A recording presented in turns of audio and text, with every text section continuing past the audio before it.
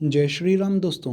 Welcome back to my channel Jeetu horror talks, जहां हम आपको सुनाते हैं कुछ ऐसी रियल और सुपर नेचुरल स्टोरीज़ जो किसी ने खुद महसूस की हैं, और वो ये स्टोरीज़ हमारे तक पहुंचाकर पूरी दुनिया को ये बता देना चाहते हैं कि अगर आप में से कोई भी उनकी करी हुई गलती को दोहराएगा तो उससे क्या क्या प्रॉब्लम्स हो सकती हैं। आज की स्टोरी हमें हमारे एक व्यूअर ने भेजी है। उन्होंने उनका नाम सीक्रेट रखने को कहा है, तो हम रेफरेंस के लिए उनके नाम को राजीव रख लेते हैं। राजीव बेंगलोर कर्नाटका के रहने वाले हैं, और जैसा कि वो बताते हैं कि वो वहाँ के ईपीएफओ ऑफिस में काम किया करते थे। ये कहानी शुरू होती है बेंगलोर में, पर ख़त्म होती है पहाड़ों में, हिल स्टेशंस में। दोस्तों, मैं कोई मनाली या शिमला की बात नहीं कर रहा हूँ। मैं बात कर रहा हूँ साउथ इंडिया के अपने बेस्ट हिल स्टेशन की, कोडाई कनाल। कोडाई कनाल एक बहुत ही सुंदर जगह है, और इतना हरा भरा फॉरेस्ट के बीच में बसा हुआ एक स्वर्ग जैसा शहर जो कभी भी बादलों से ढक जाता है, और ना जाने कितने ही सुंदर वाटरफॉल्स इसकी खूबसूरती में चार चांद लगा देते हैं। पर बोलते हैं ना, खूबसूरती ज़रूरी नहीं कि हमेशा अच्छी चीज़ों को ही अपने अंदर समेटे रहे। कुछ इसी तरह कोडाई कनाल भी अपने अंदर समेटे हुए कुछ भयानक राज। ये स्टोरी आज से 11 साल पहले की है, जब राजीव कुछ 28 साल के थे और अपनी लाइफ में काफ़ी अच्छा कर रहे थे। पर जो हादसा राजीव और उनके दोस्तों के साथ हुआ, उसकी वजह से आज भी कोडाई कनाल में सब शॉप्स, मार्केट और घूमने की सारी जगहें, इवन शहर तक घुसने के रोड्स भी रात को बंद कर दिए जाते हैं, और शाम 7 साढ़े 7 बजे के बाद वहाँ पर किसी को भी एंट्री नहीं दी जाती। शाम 7 बजे के बाद सिर्फ घनी आबादी वाले शहर की गलियों को छोड़कर पूरे कोडाई कनाल में अंधेरा रहता है। तो बिना किसी देरी के आपको कहानी में ले चलता हूँ आगे। जैसा राजीव बताते हैं, आज से करीब 11 साल पहले बेंगलोर में ऐसा ही मौसम था। अगस्त में लॉन्ग वीकेंड आ रहा था, तो राजीव अपने ऑफिस के कलीग्स के साथ कोडाई कनाल जाने का प्लान करते हैं। सब लोग इस बात को मान जाते हैं, और ये लोग यहाँ से गवर्नमेंट बस में पहुँच जाते हैं कोडाई कनाल। रास्ते में इन्हें बहुत सुंदर सुंदर नज़ारे दिखते हैं, बहुत सुंदर वाटरफॉल्स आते हैं। काफ़ी जगह तो ऐसा हुआ था कि बस की खिड़कियों से बादल भी बस के अंदर आ रहे थे। इतना सुंदर नज़ारा था कि किसी का भी मन मोह ले। इनके 7 फ्रेंड्स में से सिर्फ 2 लोग ही पहले कोडाई कनाल आए थे, तो वो लोग ही इन सब चीज़ों के बारे में इन्हें बताए जा रहे थे कि यहाँ पर ये है, वहाँ पर सिल्वर कास्केड फॉल्स आएगा रास्ते में, फिर आगे रेड टेल वाटरफॉल्स आएगा। तो बहुत सारी चीज़ों के बारे में वो लोग ही उनको बता रहे थे। पूरी मौज मस्ती के माहौल में वो सब लोग शाम 4 बजे तक कोडाई कनाल पहुंच चुके होते हैं, और बहुत ही तेज़ आंधी बारिश होने की वजह से पूरे पहाड़ बहुत ही डार्क दिख रहे थे। तो वो लोग अपने होटल में चेक इन करते हैं। उन लोगों ने 8 लोगों के लिए एक विला ही बुक किया था, तो वो कोडाई बस स्टैंड से ऑटो लेकर अपने विला के लिए जाते हैं। सब चेक इन फॉर्मेलिटीज़ वगैरह करने के बाद वो लोग अपने रूम में पहुंचते हैं। उनका विला कोडाई कनाल के टॉप में था, मतलब कह सकते हैं कि आउटडोर विला था। तो वहाँ से एक ब्रेथ टेकिंग व्यू उन्हें मिल रहा था। उन्होंने मुझे अपने विला की फ़ोटो भेजी है, और वहाँ का व्यू आप यकीन नहीं मानोगे, इतना सुंदर था कि एक बार देखकर मेरा भी मन खुश हो गया। मैं हो सके तो वो फ़ोटो अभी आपकी स्क्रीन पर लगा दूंगा, आप भी उसको देख सकते हैं। बस उन लोगों को एक ही चीज़ का डर था कि जहाँ वो बिल्कुल टॉप पर रह रहे हैं, वहाँ हो सकता है कि कोई जानवर वगैरह भी आ सकता है रात को, या चोरी वगैरह भी हो सकती है। तो वो लोग सोचते हैं कि 3-4 घंटे अभी हम लोग आराम से सो जाते हैं, और बाद में हमारे पास वैसे भी सिर्फ हैंडबैग्स हैं, तो अपना सामान लेकर हम लोग रात को शहर में खुद ही घूमने के लिए चले जाएंगे, और फिर बाद में आकर आराम से सो जाएंगे। वैसे भी सारे दिन का सफ़र हो चुका था, और वो लोग बुरी तरह से थक चुके थे, तो उन लोगों ने 3-4 घंटे सोना ही अच्छा समझा। सब लोग थोड़ा रिलैक्स करते हैं और सो जाते हैं। 2 से 3 घंटे बाद राजीव की आंख खुलती है एक बहुत ही ज़ोर की गड़गड़ाहट से, कि जैसे कहीं बिजली गिरी हो। वो उठते तो हैं और देखते हैं कि आसपास में बाकी सब दोस्त अभी भी सो रहे हैं। वो सब लोगों को उठाते हैं और बोलते हैं, यार बाहर देखो क्या बढ़िया मौसम हुआ है, कितनी तेज़ आंधी और बारिश जैसा फील हो रहा है ना यहाँ पर। इतना बढ़िया मौसम हम लोगों ने कभी बेंगलोर में भी नहीं देखा होगा। चलो ना बाहर कहीं जाकर आते हैं, यहीं तो एंजॉय करने आए थे ना हम लोग। दोस्तों, आप लोग तो सब जानते ही होंगे, अगर सिर्फ बॉयज़ ट्रिप पर लोग कहीं जाते हैं तो सब वो काम होते हैं जो लोग फैमिली के साथ नहीं कर सकते। मैं भी जब कभी सिर्फ बॉयज़ ट्रिप पर जाता हूँ तो पूरी तरह से बेफिक्र सा हो जाता हूँ और मस्त चिल करता हूँ। सब लोग एक ही मिनट में फुल एक्टिव हो गए और रेडी हो जाते हैं। बाहर जाने के लिए। सबने अपने अपने रेनकोट्स लिए और निकल गए कोडाईकनाल की उन अंधेरी सड़कों पर। थोड़ा सा आगे चलने के बाद राजीव बताते हैं कि उनका एक फ्रेंड बोलता है कि उसे बाथरूम जाना है, तो पहाड़ के ऊपर ही थोड़ा सा आगे झाड़ियों में जाकर आता है। इतने में पीछे पीछे उनका एक और दोस्त भी उनके साथ जाने के लिए निकलता है। तभी वो देखता है कि जो फ्रेंड पहले गया था वो चिल्लाता हुआ वहाँ झाड़ियों में से वापस आ रहा है, और वो बोलता है, भाई भाई मेरे से ना कुछ तो गलती हो गई, शायद मैं ना कहीं तो गलत जगह पर बाथरूम करके आ गया हूँ। मैंने पहले तो अंधेरे में ध्यान नहीं दिया, बट फिर जब बिजली चमकी तब मैंने देखा कि वहाँ ना एक मूर्ति बनी हुई थी भाई। वो अजीब सी मूर्ति थी, पता ही नहीं, अजीब सी डरावनी मूर्ति बनी हुई थी वहाँ झाड़ी में ना। मैंने उसके ऊपर बाथरूम कर दिया, कहीं मेरे से कोई बहुत बड़ी गलती तो नहीं हो गई।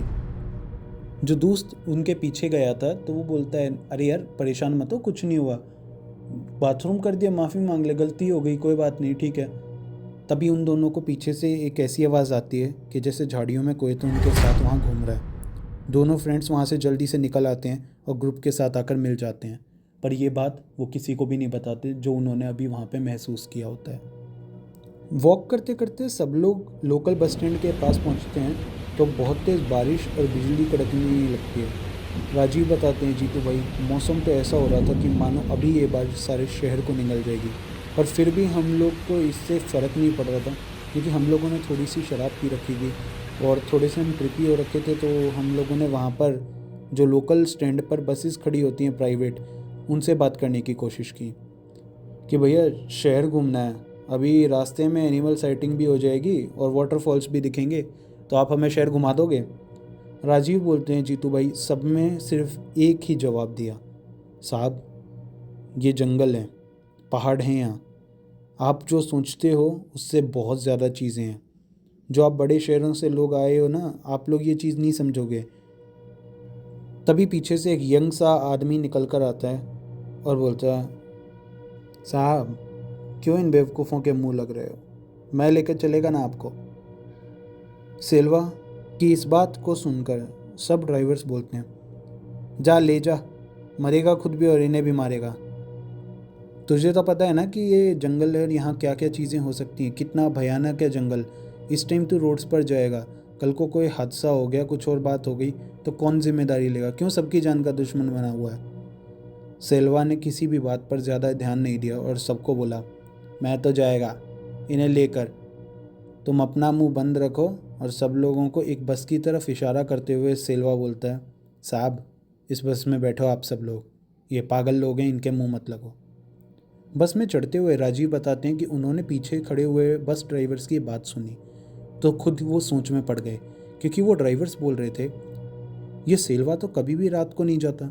जब पिछली बार अंग्रेज़ों का एक बड़ा ग्रुप आया था तो उन्होंने इसको एक्स्ट्रा पैसे देने के लिए भी बोला, क्योंकि ये यंग ड्राइवर था तो शायद पैसे लेकर मान जाएगा और रात को बस लेकर चला जाएगा, पर इसने पैसों की साफ मना कर दी और रात को नहीं गया। पर इस बार आज तो कुछ अजीब ही हो रहा है, इसने पैसों की बात भी नहीं की, कोई और चीज़ की भी बात नहीं की और अचानक से तैयार हो गया जंगल में जाने के लिए। पता नहीं क्या हो गया इसको।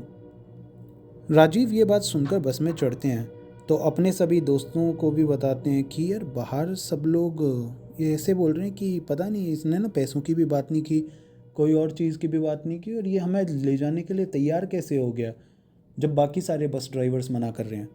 सब लोगों को ये चीज़ खटकती ज़रूर है, पर इतने में वो लोग सेल्वा से पूछना चालू करते। सेल्वा बस स्टैंड से बस को रोड पर निकाल चुका था।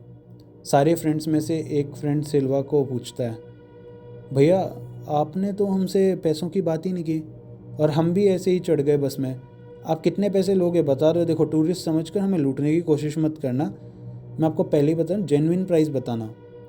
सिल्वा एक क्रीपी सी स्माइल देता है और बोलता है, साहब पैसा है तो आते जाता रहता है, आपका सफ़र अच्छा हो और आपको मैं आपकी मंजिल तक ले जाऊं, इतना ही ज़रूरी है। और इतना बोलने के बाद एक बेहद ही गहरा सन्नाटा जिसमें सिर्फ बस चलने की आवाज़ आ रही होती है।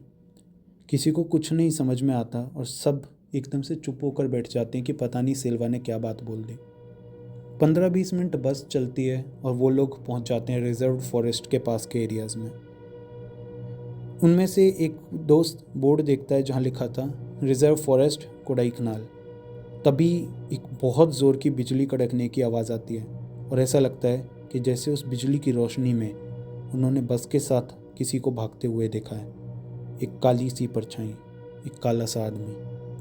राजीव बताते हैं जीतू भाई, जिस दोस्त ने ये देखा था वो डर जाता है और चिल्लाना चालू करता है, भाई कोई तो यहाँ है, हमें वापस जाना चाहिए, कोई तो यहाँ है। पता नहीं अजीब सी ही आवाज़ हो गई थी उसकी, पर कोई भी उसकी बात का जवाब नहीं देना चाहता था, क्योंकि वो अकेला नहीं था जिसने उस काली परछाई को देखा। वहाँ बस में जितने भी लोग थे उन सब ने भी उस काली परछाई को देखा था। शायद सिर्फ 2 ही मिनट हुए होंगे ये बोलकर कि वापस जाना चाहिए, तभी एक आवाज़ आती है कि जैसे बस की छत पर कोई तो चीज़ गिरी है या कोई आदमी गिरा है, क्योंकि कुछ कदमों की आवाज़ भी उस सन्नाटे में साफ सुनाई दे रही थी जो बस की छत के ऊपर से आ रही थी। सेल्वा एकदम ही ज़ोर ज़ोर से हंसने लगता है, पता नहीं जैसे पागल हो गया है। सब लोग बहुत ज़्यादा डर जाते हैं, एकदम चिल्लाते हुए बोलते हैं, अरे चुप हो जाओ भैया, क्यों पागलों की तरह हंस रहे हो, हम लोग पहले से ही बहुत ज़्यादा डरे हुए हैं, ये सब करना बंद करो, हम लोग बहुत डरे हैं, यहाँ से हमें वापस लेकर चलो, नहीं रहना हमें यहाँ पे, वापस चलो। पर कोई और जवाब नहीं आता, सिर्फ एक बात बोलता है सेल्वा, नहीं जा सकते वापस, तुमने मुझे जगाया है, मेरी भूख का इलाज करो, मेरी भूख शांत करनी होगी। मेरे घर पर तुमने पेशाब किया था, बेइज्जती की थी तुमने मेरी, मरोगे सब लोग, इसके अलावा कोई और रास्ता नहीं है तुम्हारे पास।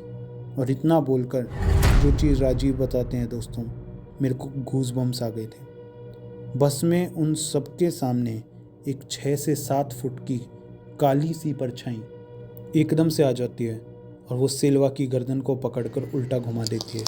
और जैसे ही ये होता है उनकी बस नीचे वहाँ चल रहे वाटरफॉल के पानी में जाकर गिरती है और बहुत ज़ोर की आवाज़ आती है।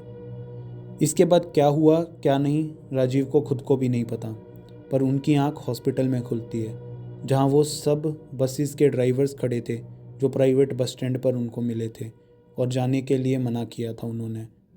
राजीव देखते हैं कि उनके हाथ में प्लास्टर लगा हुआ है और चेहरे पर बहुत ज़्यादा पेन हो रहा है। उनकी हल्की सी बेहोशी जैसी आवाज़ में राजीव पूछते हैं, मेरे दोस्त कहाँ हैं? और वो बस ड्राइवर, उसको एक काली सी परछाई ने गर्दन तोड़ दी थी, उसकी गर्दन घुमा दी, मर गया क्या वो? प्लीज़ मेरे दोस्तों को बचा लीजिए, कहाँ पर है मेरे दोस्त बताओ। वो बस ड्राइवर्स बताते हैं कि हमने वहाँ खाई में सिर्फ तुम्हारी बस मिली और तुम्हारे दोस्त वहाँ कोई भी नहीं था, सिर्फ एक दोस्त था जो उस वाटरफॉल के पास पड़ा हुआ था। वहाँ भूता नचीनी अम्मा का मंदिर है, उसके पास में तुम लोग पड़े हुए थे, तो हम तुम्हें और तुम्हारे दोस्त को उस मंदिर के पास से उठाकर हॉस्पिटल ले आए। राजीव ने उन ड्राइवर्स को सब बताया कि क्या क्या हुआ था शुरुआत से अंत तक। तो उन्होंने बोला, शायद तुम्हारे दोस्त ने जिस मूर्ति के ऊपर बाथरूम किया था वो वन राक्षस था और तुम लोगों ने उसकी बेइज्जती की, वो ही सबको लेकर गया है, वो किसी को नहीं छोड़ेगा, अब तक शायद वो तुम्हारे दोस्तों को खा भी चुका होगा। इससे पहले भी जिसने भी कभी भी वन राक्षस को जगाया है, वन राक्षस ने उसको खा लिया है और कभी भी वो बचा नहीं है वापस। तुम लोग शायद इसलिए बच गए कि तुम भूतान चीची अम्मा के मंदिर के पास गिरे, उन्होंने ही तुम्हारी रक्षा की है। इतना सुनकर राजीव ज़ोर ज़ोर से रोने लगे और 4 दिन वहीं हॉस्पिटल में रहने के बाद वो अपने घर को वापस आ गए। आज इस कहानी को पूरे 11 साल बीत गए हैं, पर दोस्तों राजीव बताते हैं कि आज भी उनको उस रात के बारे में सोचकर रूह कपा देने वाला एहसास होता है। उनके 6 दोस्त और ड्राइवर सिल्वा उस रात एक वन राक्षस का शिकार हुए और शायद देवी माता की कृपा से ही वो और उनका एक दोस्त बच गए। राजीव ने दोस्तों मुझे खुद इस कहानी का मॉरल बताया है कि भाई आप अपने सभी व्यूअर्स और सब्सक्राइबर्स को बोलना ज़रूर कि हम कहीं भी अगर बाथरूम जा रहे हैं तो ध्यान दें कि हम किसी शक्ति का अपमान तो नहीं कर रहे हैं, या जहां हम कोई जगह पे बाथरूम गए हैं वहाँ किसी शक्ति का वास तो नहीं है, क्योंकि उनके दोस्त की इस एक करी हुई गलती से कितने परिवारों का जीवन बर्बाद हो गया। आज भी वो सब लोग लापता हैं जो उनके साथ उस रात में बस में थे। पहाड़ों पर दोस्तों अगर अच्छी शक्ति है तो बुरी भी वहाँ पर वास करती है। आपको संभाल कर रहना चाहिए कि आप क्या कर रहे हैं और क्यों कर रहे हैं।